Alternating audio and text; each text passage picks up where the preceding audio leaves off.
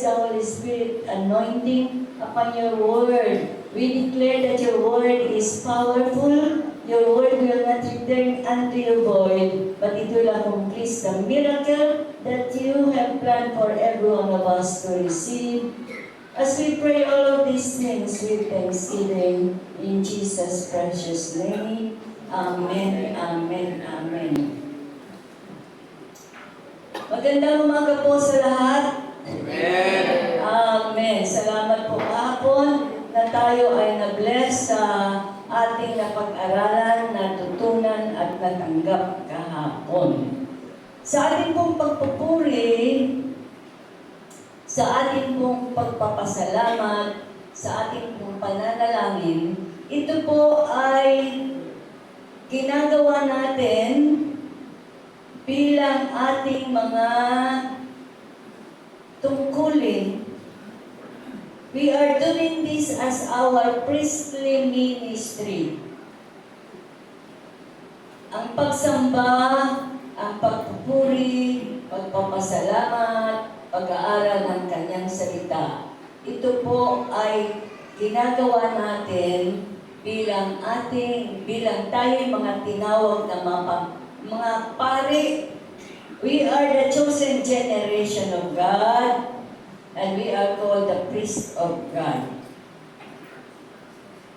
Pero meron po tayong dapat unawain na dapat din natin gawin. Sa kaharian po ng Diyos, na kung saan tayo ngayon ay naroon, we belong to the kingdom of God, and we have our King. Yung pumahari natin ay may pinag-uutos sa atin.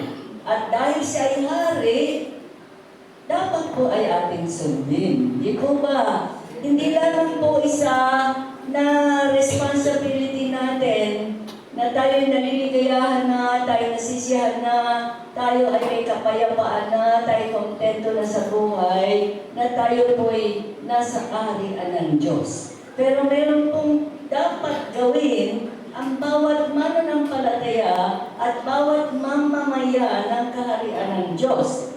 Alam po natin na simula pa sa Genesis chapter 1 verse 26 na ang pamamahala sa ginawa ng Diyos, the dominion for all the created things of God is given unto man.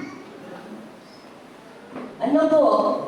Kaya ating po mababasa from Genesis to Revelation, ang Diyos po ay tumatawag. Kung siya may gustong gawing mga kahamahangang mga bagay, mga milagro at mga pangyayari sa buhay, siya po'y pumipili ng tao. Alam po natin, halimbawa kamukha ni Moses, and we declare that leaders are born in times of crisis. Meron pong pangangailangan, kaya dapat may tao na sumagot upang tumayo at siyang kumilos upang matugunan ang pangangailangan na yun. Sabi po sa Amos 3:7, surely the Lord will not do nothing, but He revealed His secret to His servants, the prophets. Ang Diyos po ay hindi kikilos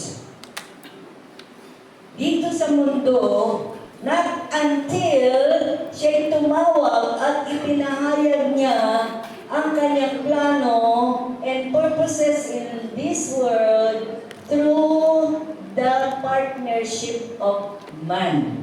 Kasi binigay na po niya yung kapamahalaan sa tao at ito hindi niya binawi, hindi niya ito binabawi. Kaya po sa ating nababasa na tinatawag niya si Moses upang maging leader, tinatawag niya si Noah upang maging leader.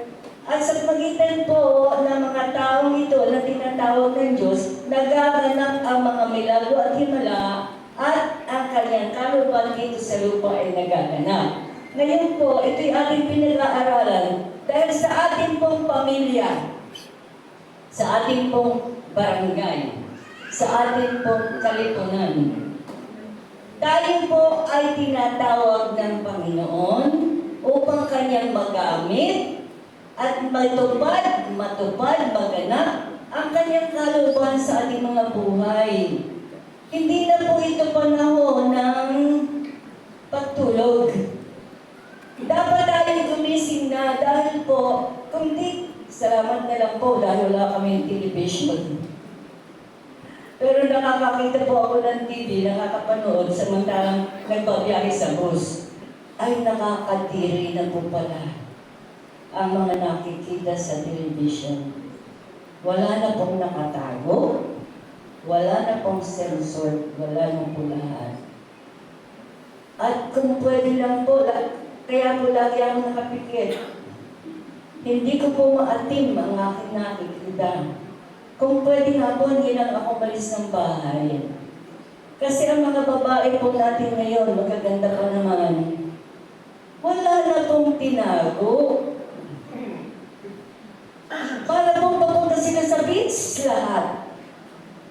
Meron pang iba na naka-nighties, naglalakad sa mall.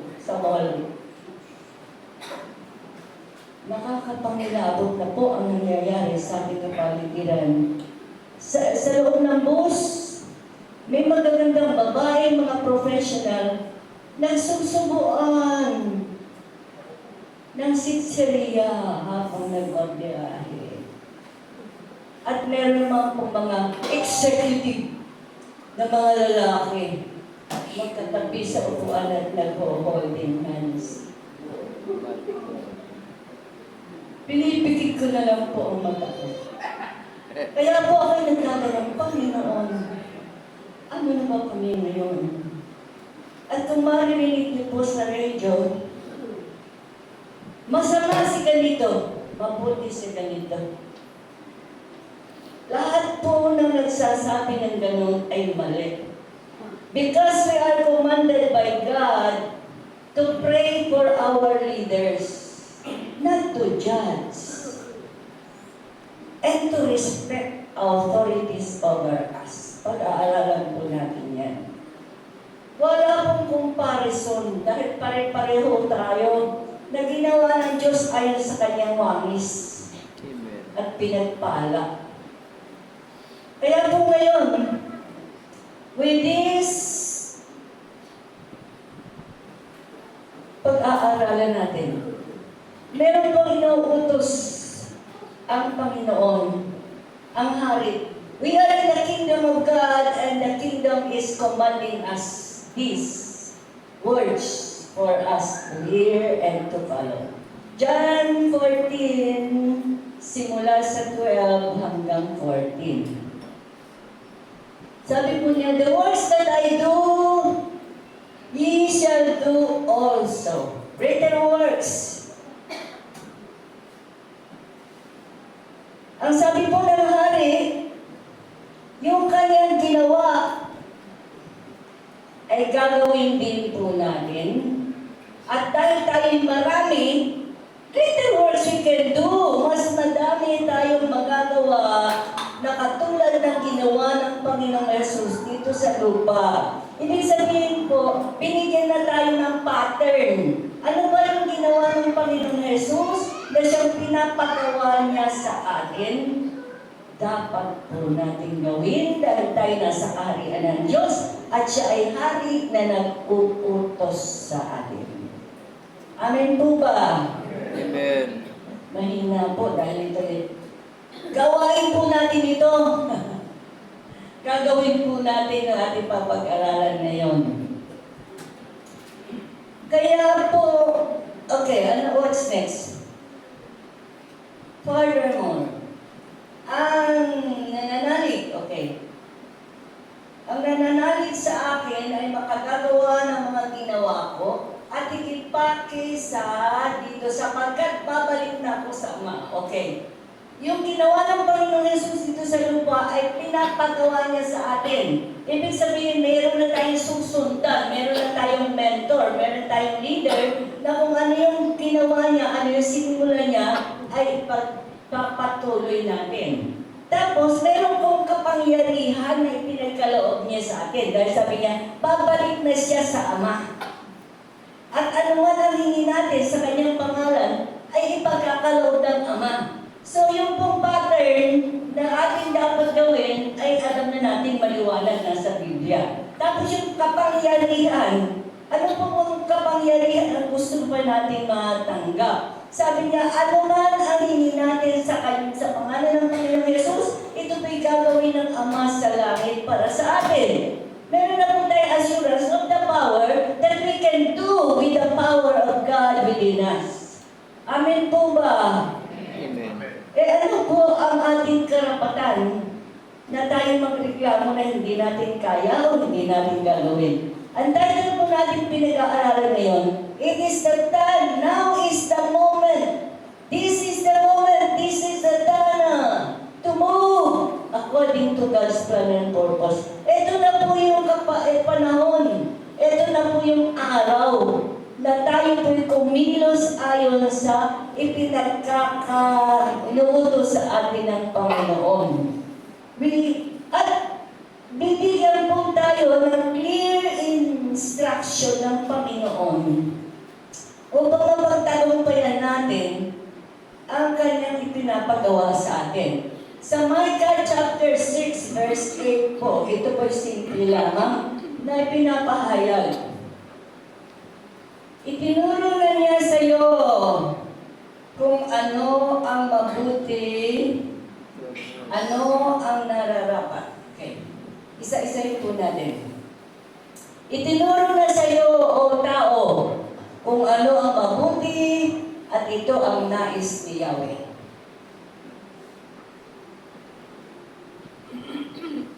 Maging makatarungan ka sa lahat ng bagay. Patuloy mong ibigin ang iyong kapwa at buong pagpakumbabang sumunod sa Diyos.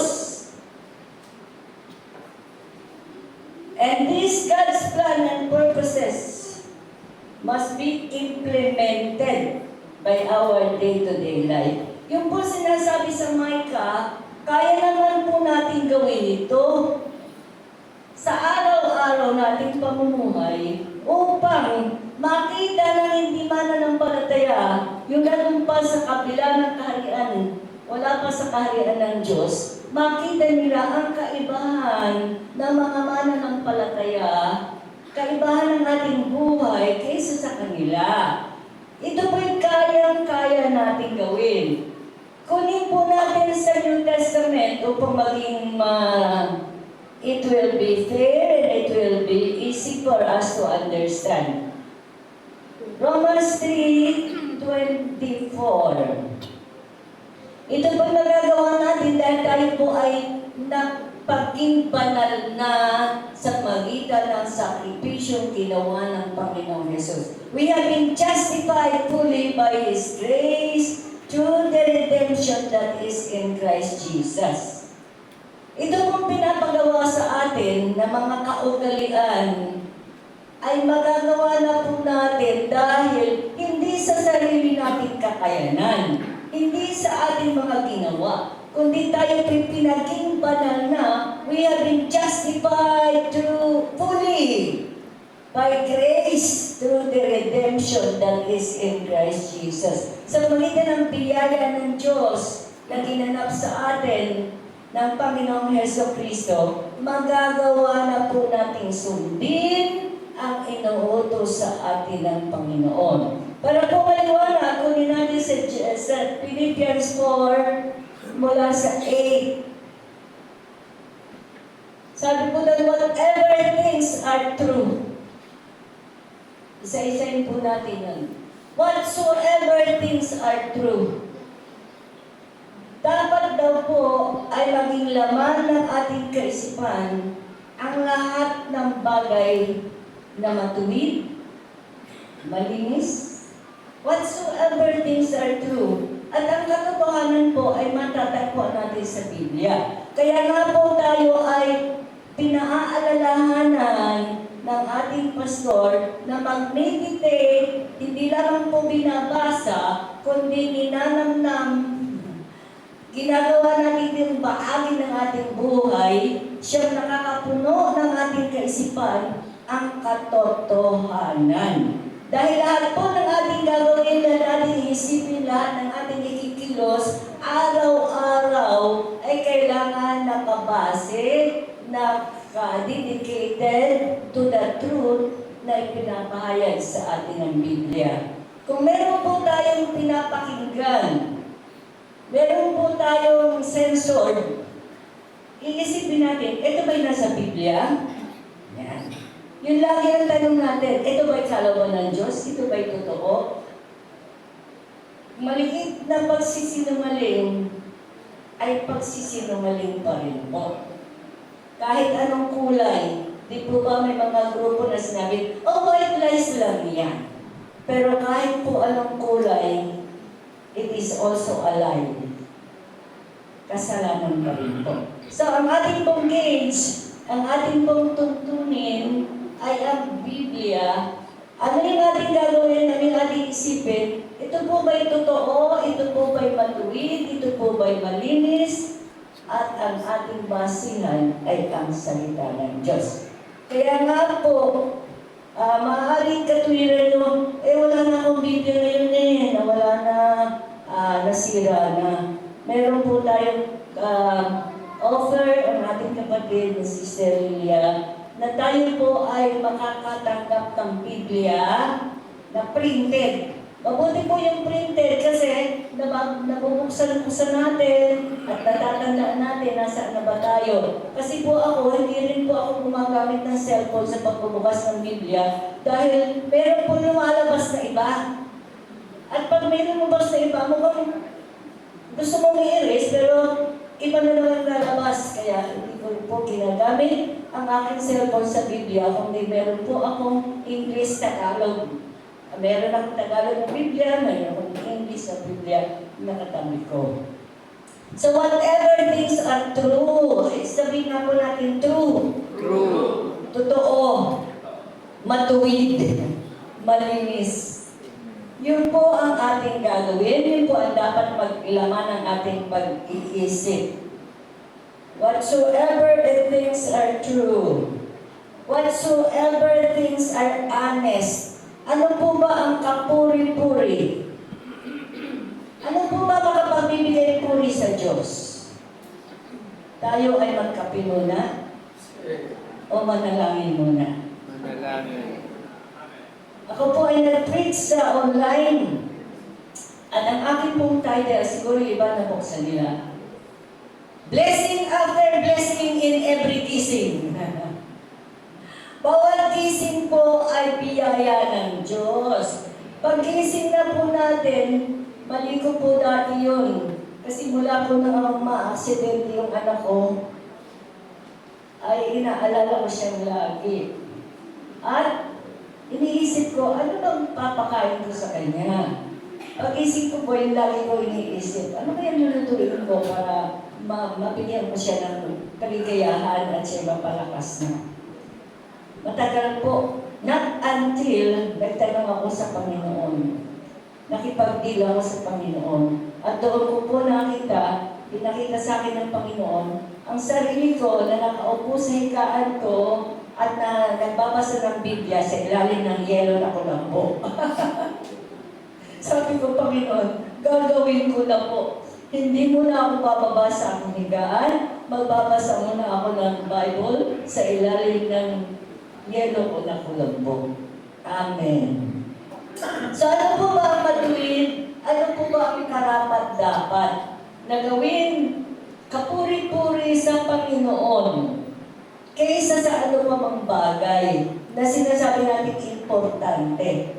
Wala pong importante sa lahat kundi tayo makipag-ugnayan sa Panginoon sa unang hibla ng ating buhay, unang hininga ng ating buhay sa umaga, kundi makipag-usap, manalangin at sumambas sa Panginoon. Ito po ang karapat. Dapat ito po ang magpuri-puri. What is just? Ano ba ang marangal? Tayo pong lahat, lalo ng mga mananampalataya, tayo po ay mga taong may dangal. Huwag po natin ibenta ang ating dangal. Meron po akong narinig ngayon mag-i-election ay maraming offer sa mga pastor na kung sino yung mas malaki ang sobrang binibigay misyon ang kanilang inuuto. Mas mabuti po na hindi tayo tumanggap ng kahit ano pa man, maliit o malaki. Para kung ipinagbibili na lang ng mga Pilipino ang banal. Kailangan po itayuan natin ang ating pagiging mananampalataya. Lalo na kung tayo ay pastor at kilala sa simbahan. Eh yun naman po ang ini-invite ng mga kandidato. Iimbitahin yung pastor para kasama yung mga members, kakain sa mamahaling restaurant, tapos pamimigay ng software. Yan na po ang naging malungkot po karanasan ang aking naranasan sa ganun. Dahil meron po akong doon sa pinakadulo ng Iloilo, sa Carles, yung po doon sa Isla Gigantes, meron po kami, nakapagpatayo po ako, nakasimula po ako ng simbahan doon.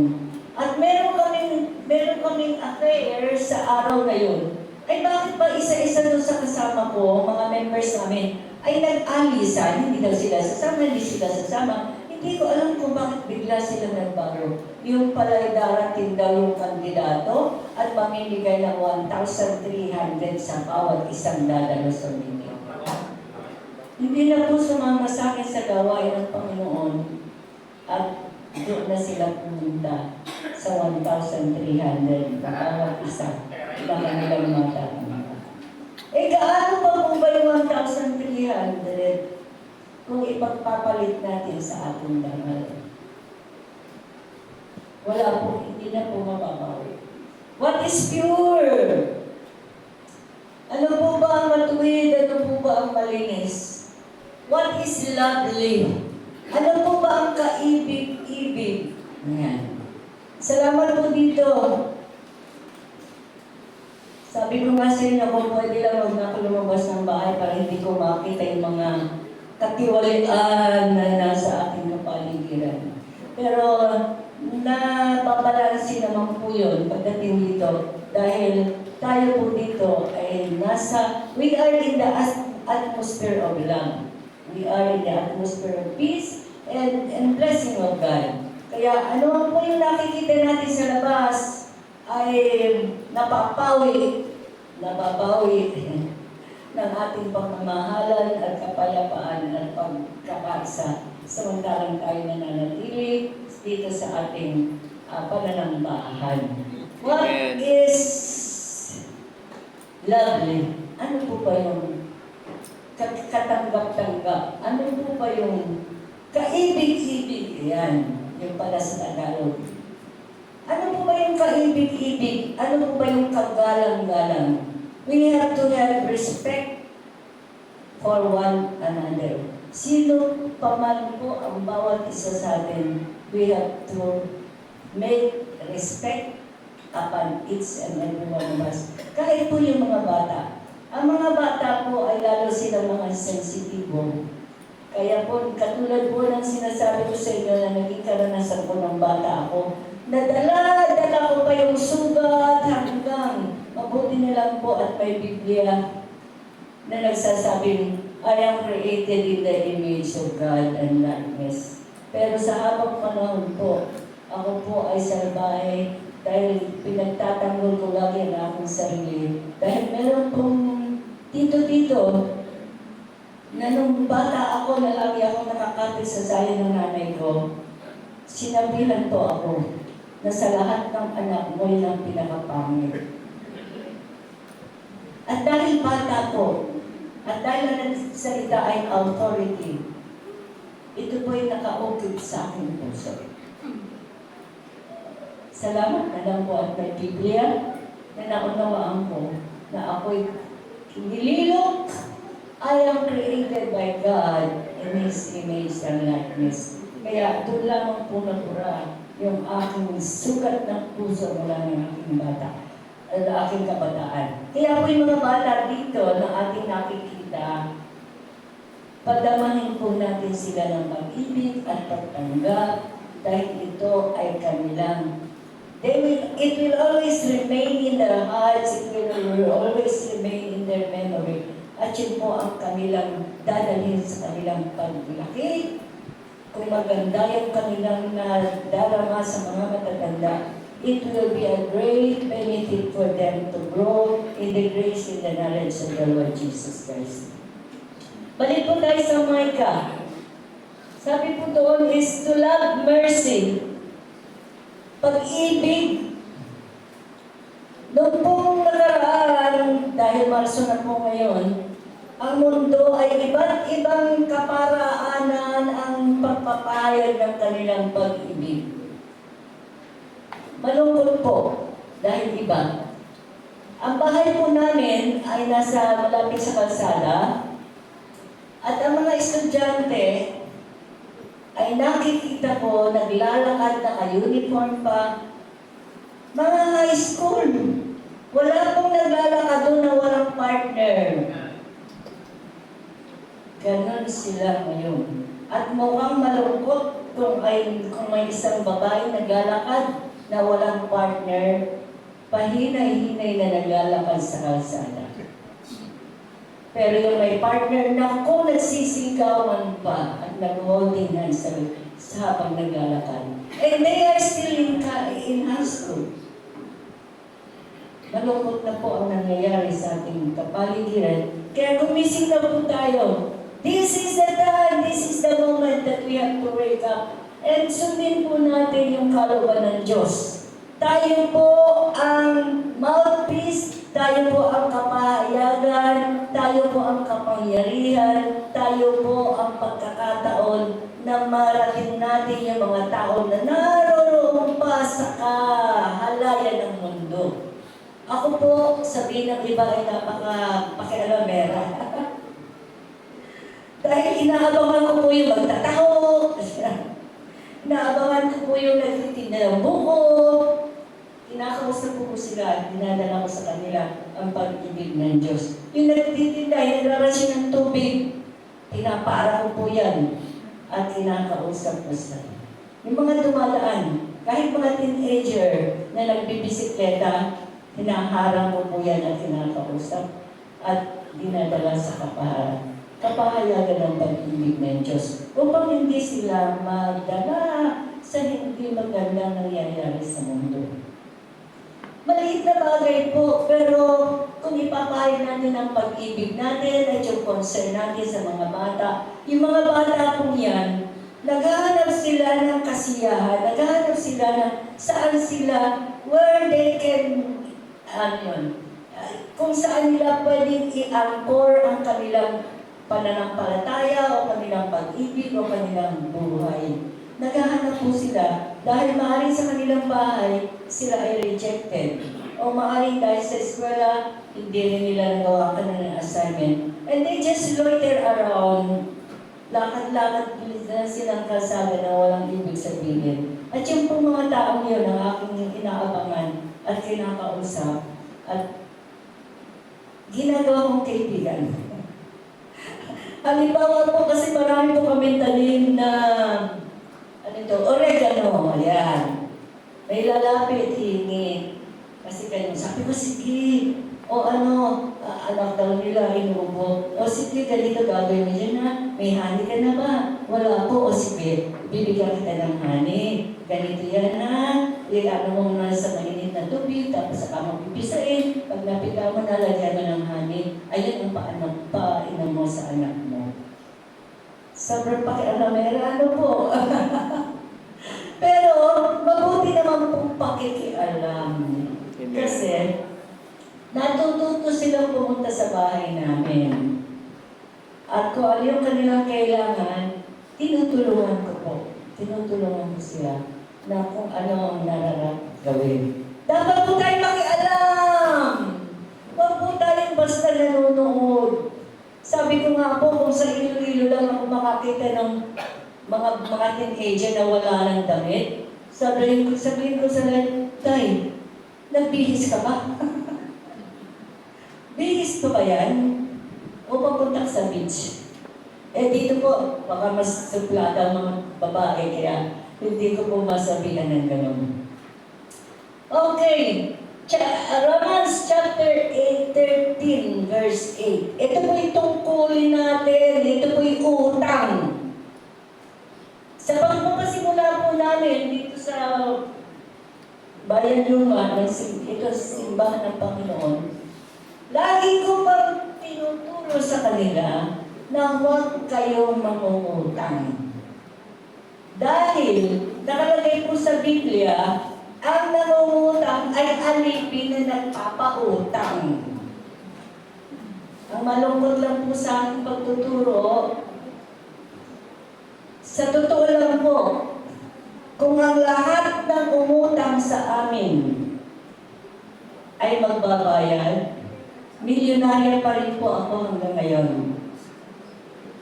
Kaya lang po, nakalimutan nila. Kalimutan na nila yung kanilang utang. Di ba, milyonarya pa rin tayo sa Panginoon. Amen. Romans 8:13. Oh, no one anything but to love one another. Wala po tayong dapat utang kahit kanino pa man, kundi ang tayo'y magmahalan sa bawat isa. At samantalang tayo nagmamahalan, tayo po'y nagbabayad. He that loveth one another had fulfilled the law. Sa iba pong translation, he who loved one another fulfilled the royal law. Yung pong kautusan sa kaharian ng Diyos ay ating ginaganap kung tayo po'y nagmamahal sa ating kapwa. Kaya din po ba? Tingnan natin ang bawat isa na mahal tayong lahat ng Diyos. Yung pagmamahal na binigay ng Panginoon sa atin, ay siya rin pagmamahal na binibigay ng Diyos sa iba. Ang iba nga lang, hindi nila matanggap, hindi nila alam. Sa kaharian, sa 14 years po namin sa Thailand, meron po akong nakuhang magandang aral. Dahil sila po ay kaharian. They are kingdom of Thailand. Hindi po makikita sa Thailand na ang mga nagtitinda, halimbawa po, marunong ka magtinda ng siopaw. Ano ba yun? Noodles, may di po sila sa noodles. Ang gobyerno po ang magbibigay ng puhunan. Wala na po sa kanilang lisensya o whatever. Kahit po maghilera pa yan nagtitinda ng noodles, hindi po sila nag-aaway. Hindi po sila they do not envy themselves. Hindi sila nagko-kompetensya. Bakit? Instead sila nagtutulungan. Kasi, ang sinasabi nila, the same king na nagbigay sa amin ng puhunan is the same king na nagbigay ng puhunan sa kanya. So, isa lang kami. Hindi kami dapat magkompetensya. Hindi kami dapat mag-inggitan. Hindi kami dapat mag-away. Kunin po natin ito sa ating pakikitungo sa ating kapwa araw-araw. Isipin po natin, the same King, the same Jesus na nagpuwis ng kanyang buhay para sa aking kaligtasan is the same Jesus na nagmamahal dito sa pulubi. Kaya po yung mga pulubi dito sa Iloilo, inuupuan ko po yan. May dala akong pagkain, tapos uupuan ko sila at bibigyan ng kapahayagan ng pag-ibig ng Diyos. At sa panahon na sila'y tumanggap, pinag-prepare ko sila, bibigyan ko pa po sila ng pagkain. At ako po'y nagtataka, sa gitna ng pandemic, di ba bawal? Bakit bawal ang magkasama-samang katulad nito? Dahil meron pong isang researcher na nagbunyag na lahat itong 5 kumpanya na nagkakaisa na sirain ang mundo at gagawa sila ng bagong mundo. Lahat po ay nasa kanila na daw. Lahat ng kayamanan nasa Kanya. Kaya po ang ibang nation ay hindi makatangki sa kanila mga inuutos sa kanila dahil sila po ay malalaki ang utang. At hindi na sila pautangin kung hindi sila susunod sa World Health Organization, kung hindi sila maniniwala sa CDC, hindi sila alipin po ng pera ang maraming lugar, kaya sinusunod. Pero meron pong isa, siya po hindi Christian, pero ito po ang natandaan ko sa kanyang sinabi. Alam po niya yung mga palatuntunan yung programa. Tawag po sa computer language is PDF nila. Yung kanilang programa buong 10 taon. Alam niyo ba na yung booster ay 10 taon pa nila ipapatagpag? And kaya po unang-una nilang pinagbawal ay ang magsama-sama ang mga tao, lalo tigit ang mga Christian. Because isa lang daw po ang kinatatakutan ng mga tao ito, na ang tunay na mga Kristiyano ay sumamba sa tunay at nag-iisang Diyos at magpatuloy na magmahalan. Hallelujah! Ang gusto po nila lahat ng tao mag-away-away. Alam niyo po ba na yung gera? Etong mga grupong ito, halimbawa po, gera sa Russia at Ukraine, susuportahan po nila ang Russia. Sabi nila, oh, kampi kami sa'yo, sige, tuloy mo. Tapos susuportahan din po nila ang Ukraine. Ay sasabihin nila, kampi sa'yo, bibigyan pa ng pondo para sa gera. Ano pong ibig sabihin? Gusto lang nila na magkamatayan na ang tao. Yun po ang kanilang aim. Na mabawasan ang buong mundo at matira lamang ay ang tao na 15%.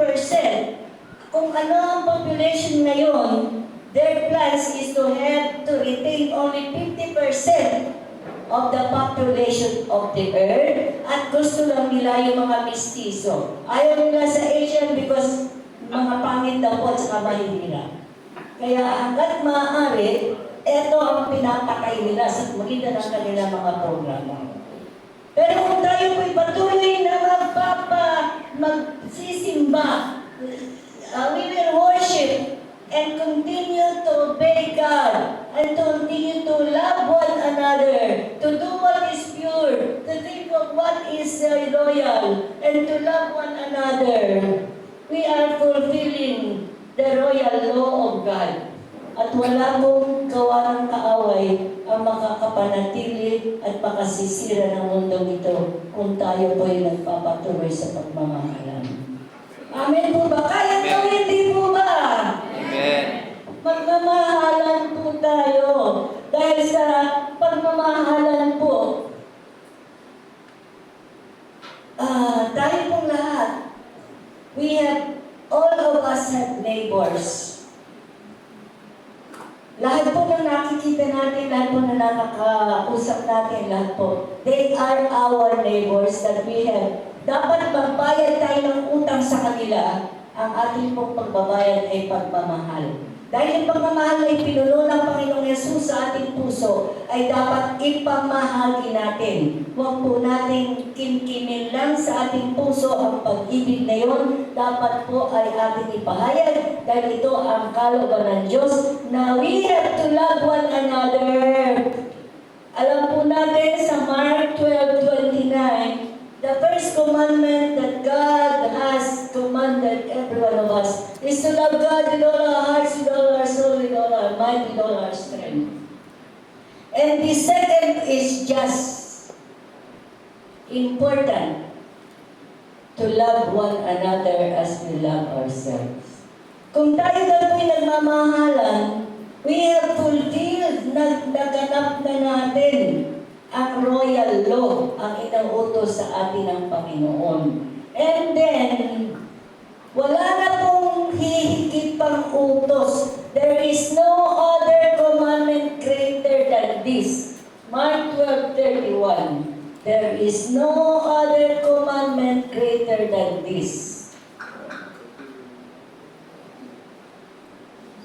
Balik po tayo sa Micah, sabi po doon, walk humbly with God.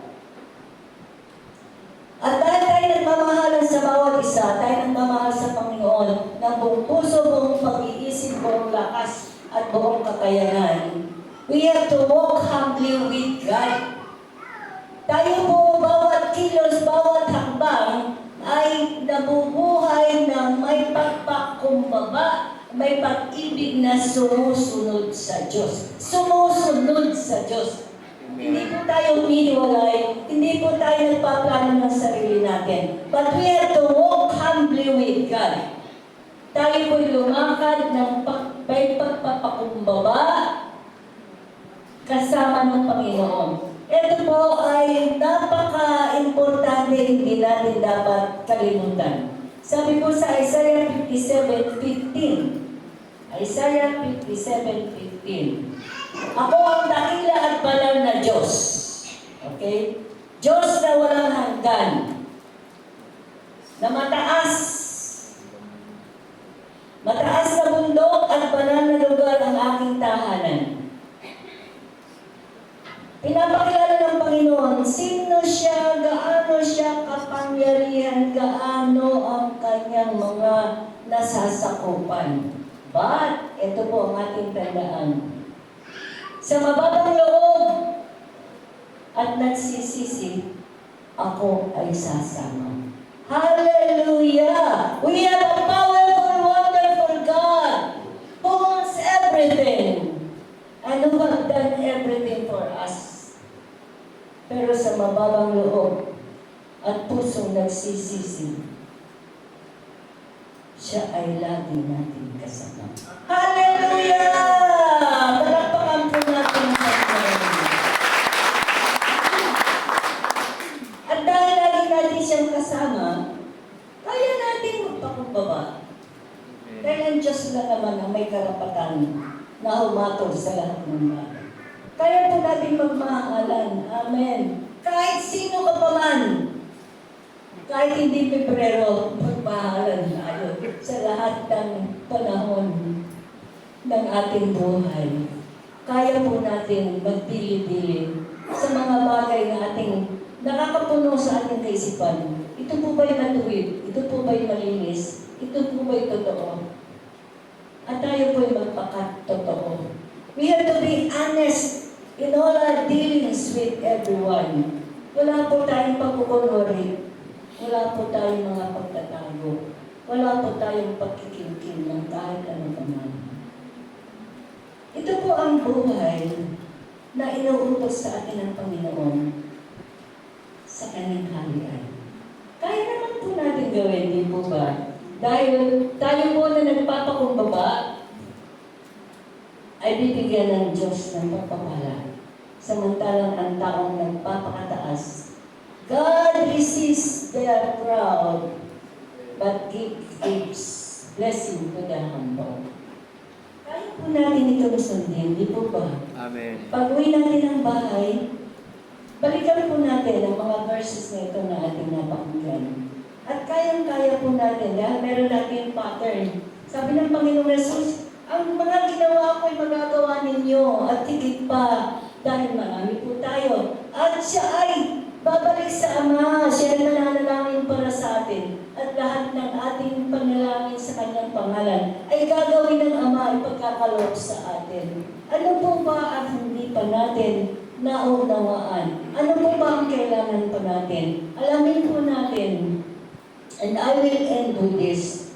Hindi po tayo uutusan ng Diyos na gumawa ng bagay na hindi mo niya tayo inihanda o pinagpala at binigyan ng biyaya na kailangan natin gawin. Lagi ko po sinasabi na for 14 years kami po ay nanatili sa Thailand. Hindi po ako nangingi kahit kanino ng suporta for that 14 years. Sasabihin ko, paano ka na? Because it is God who called me. Sa Saan ako pupunta? Kailan? Magkano? Paano? Siya po ang lahat ng bahala. Amen. Di po ba? Susunod ako na may pagpapakumbaba dahil ang kanyang pangako. Siya na ang Diyos na nananahanan sa langit. Makapangyarihan sa langit at sa lupa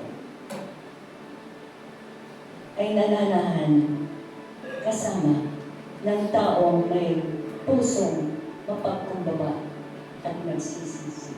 Hallelujah! Panginoon, salamat po sa kapahayagan at kaunawaan ng lahat ng aming kailangan sa pagsunod sa iyo at pamumuhay na may kabanalan, may kapayapaan, may katuwiran, may pagmamahalan ay magagawa na po namin. Panginoon, salamat po sa kapay ng banal na Espiritu. Ang iyong salita ay aming tinanggap at pinananampalatayanan na ito po'y magaganap sa aming buhay. Tulungan mo nga po kami lumambang patungo sa patuloy na pagmumuhay na may pagpakumbaba at may pagsisisi. Knowing that you are with us, you promise never to leave us nor forsake us until the end of the ages. Tunay na po sa aming buhay ay maging larawan kami at kapahayagan. Kami po yung Biblia na nababasa ng mga tao sa aming nasasalubong araw-araw. At sa magitan ng aming buhay na may katuwiran, may kabanalan, may pag-ibigan at may pagpapakumbabang loob at pagsisisi ay maging saksi kami ng iyong pag-ibig at maraming tao